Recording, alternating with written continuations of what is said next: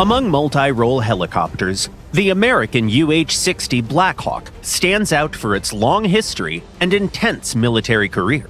Drawing on lessons learned from the Vietnam War, Sikorsky built a tough, reliable, and versatile transport, one of the finest multi-role helicopters of the modern era.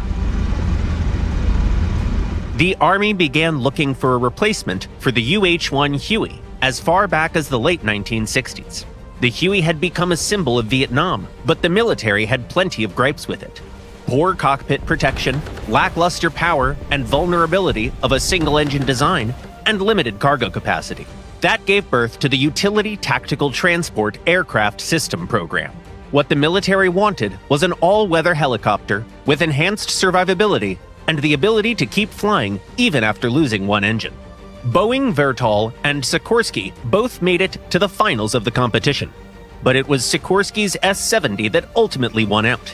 Its twin turboshaft power plant and rugged design simply fit the Army's needs better. One of the key advantages was survivability.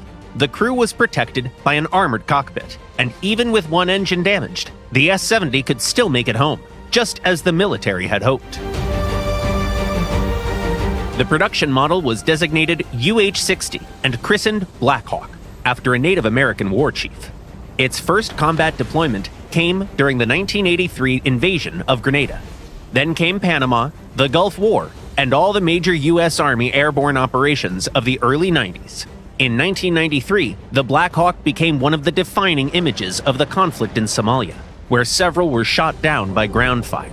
Well, you've probably seen the movie based on those events. Over more than 4 decades of service, the Blackhawk has become a true workhorse, capable of handling nearly any mission. Real-world combat experience has refined countless design details to near perfection, and the platform still has plenty of room for modernization.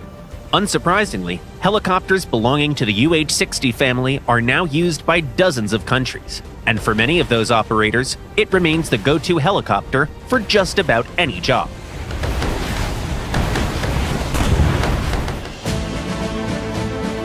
The Blackhawk is also represented in War Thunder.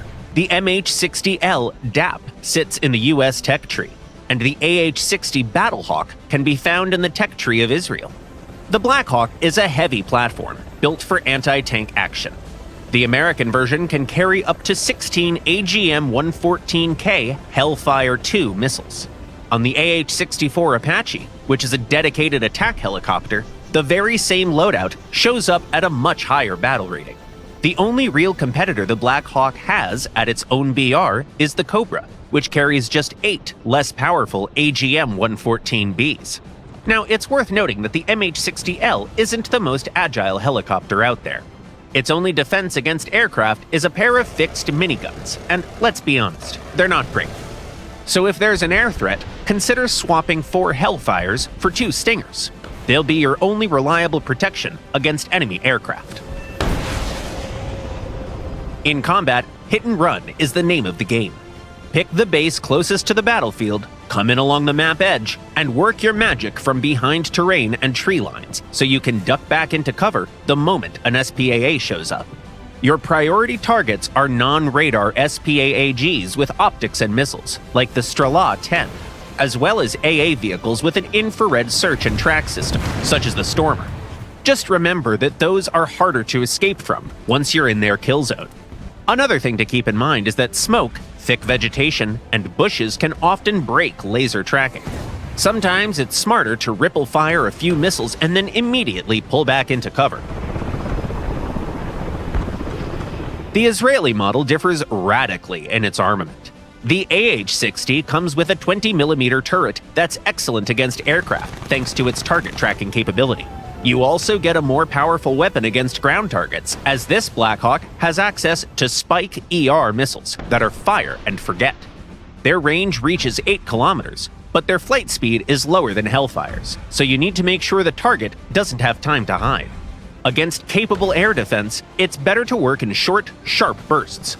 Pop up, ripple off 3 to 5 missiles, then drop back behind cover.